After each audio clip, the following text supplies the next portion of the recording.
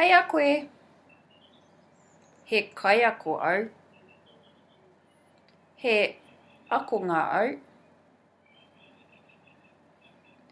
Tātaki hia mai te kupu.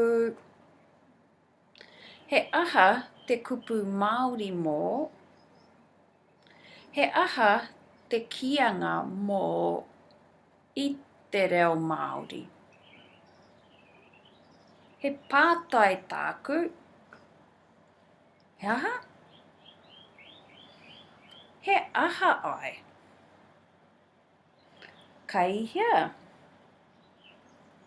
Nō hea.